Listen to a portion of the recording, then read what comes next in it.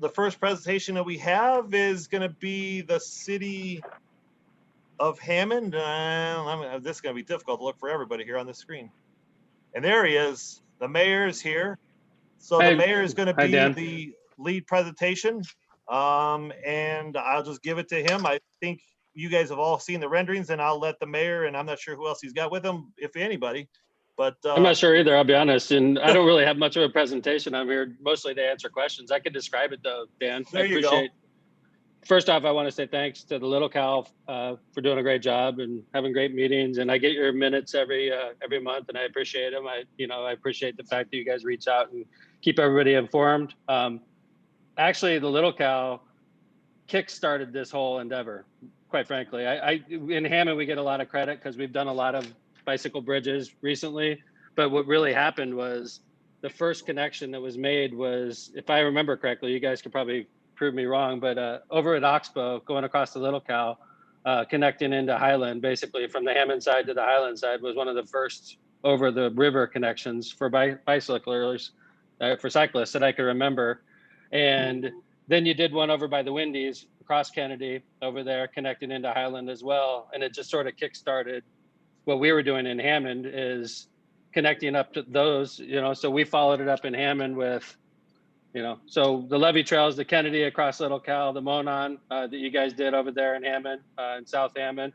That was a great one also. We followed that up with 165th in the Monon, just a little further north there. That was financed by the city of Hammond, done by Beam Longus and Neff, who is the same one that's doing our bridge in this case.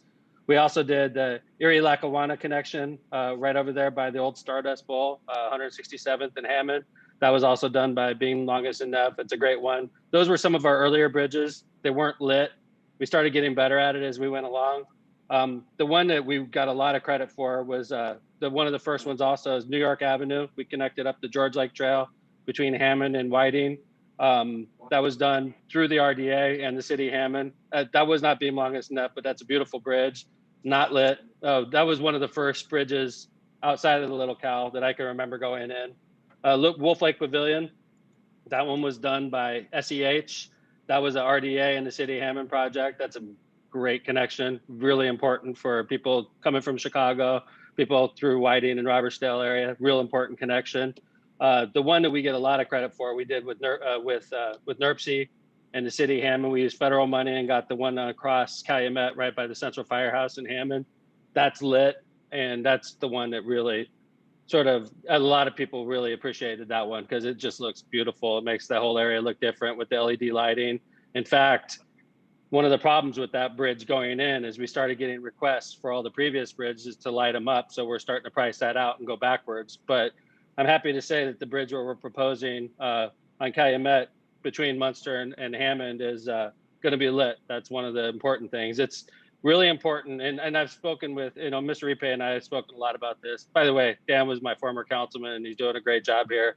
But Dan and I have spoken about this. I know my engineer and my chief of staff, Phil Talon, has spoken with representatives from the Little Cal. But when you get off, first off, this whole thing in Hammond started with a letter from a resident of Munster, wrote me in Hammond. I kept the letter. I don't have it on me right now, but it basically was pointing out a dangerous situation that this Munster resident likes to use that trail, and they cross from, the old church right over there, and then they cross Calumet Avenue to get over to Riverside Park. And it's just a very dangerous crossing with all the traffic coming off the highway. And the resident wrote me and said, is there anything you could do about this crossing to make it safer? And I'm a cyclist myself, so that rung true. And I knew it was a dangerous crossing. And we were like, why don't we build a bridge here? Well, there's a couple obstacles. One of the obstacles is the church. That church is sitting right where a footprint would be. And I'm happy to report that the city of Hammond has entered into and purchased that church since that time. And that's not going to be an issue going forward with this. The other is, we would need cooperation from the Little Cal, the board, you guys. And obviously I appreciate you guys being open-minded about this.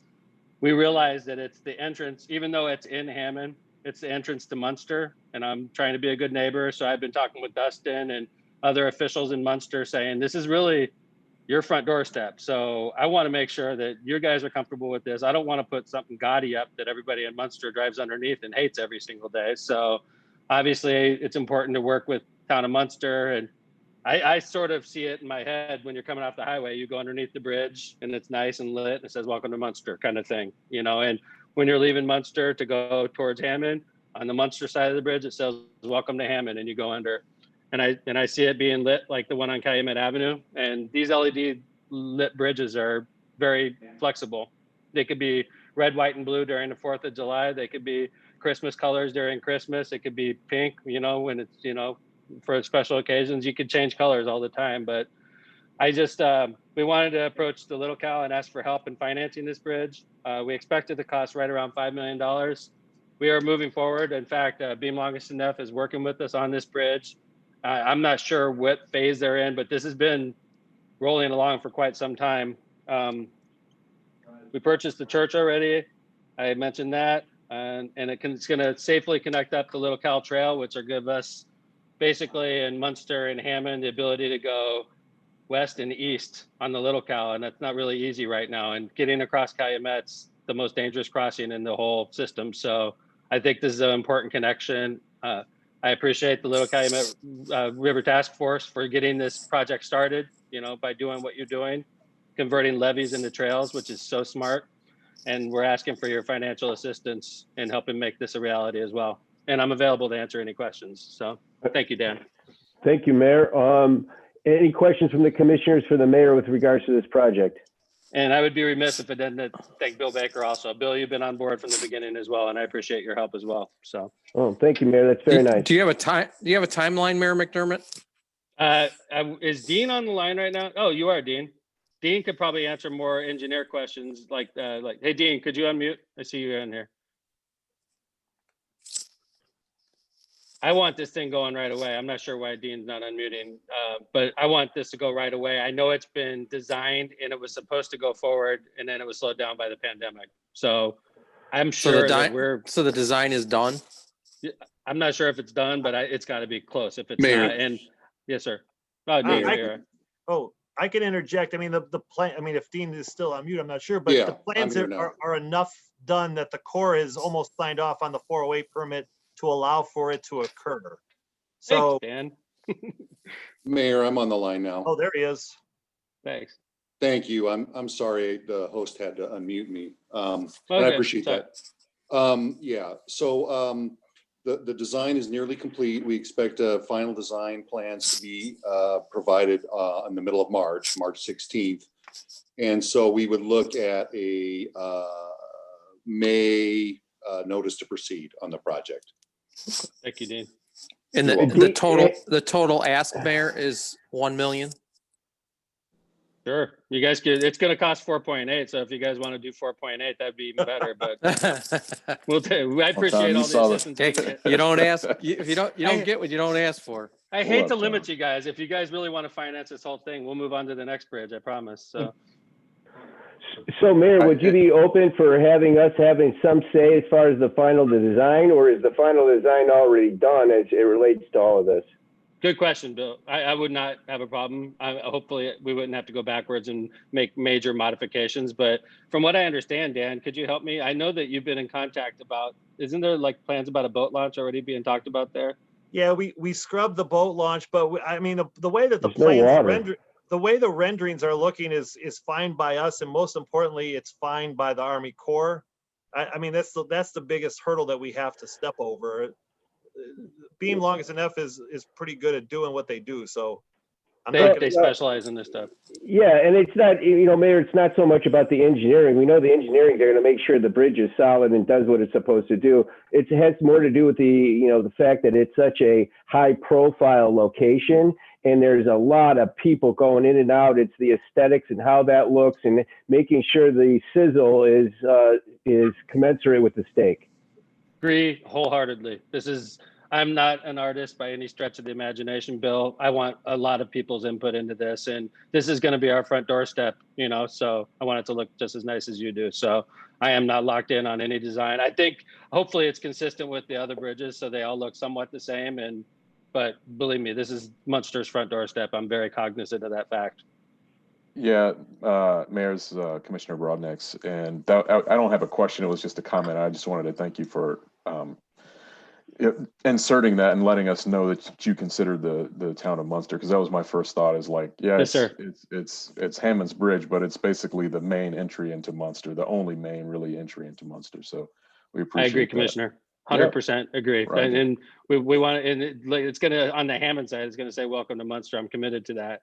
But it's got to be visually pleasing and acceptable to Munster residents. It's very important to me. So. And then Dan, thanks for reminding us about the 408 permit. I kind of had forgotten about that. Are there any issues or delays or challenges with that? You said they're almost signed off on it. Is it Yeah. just a matter of time? We didn't object to the design, and Dean could certainly speak to anything. There was some minor technical changes through engineering that they would like to see, so it isn't as close to the levee, but nothing that prevented or would cause problems for us to be flood fighting or anything like that. Okay. And no changes or no modifications, no reconstruction or anything needs to happen to Calumet Avenue? Any risks with that? I mean, it's a state road, isn't it? It's Calumet a state road? Yeah, south of the from interstate. I'm sure we already had their permission, but the elevations are going to happen, and over by where the church is, it's going to be like a spiral up and then over. So we wouldn't have to make any changes to Calumet. I think the utilities have already been adjusted, if I remember correctly. That's usually when we do these bridges, everything has to be lifted higher because the bridge brings everything up. So. Right. Okay. Yeah, there is. Those are my I'm questions. sorry. Go There ahead. there is a utility plan to raise the NIPSCO wires. That'll happen a little bit beforehand, Mayor. Thank you. And yeah, and there was an issue relative to the approach signage on northbound on Calumet Avenue as you approach the interstate.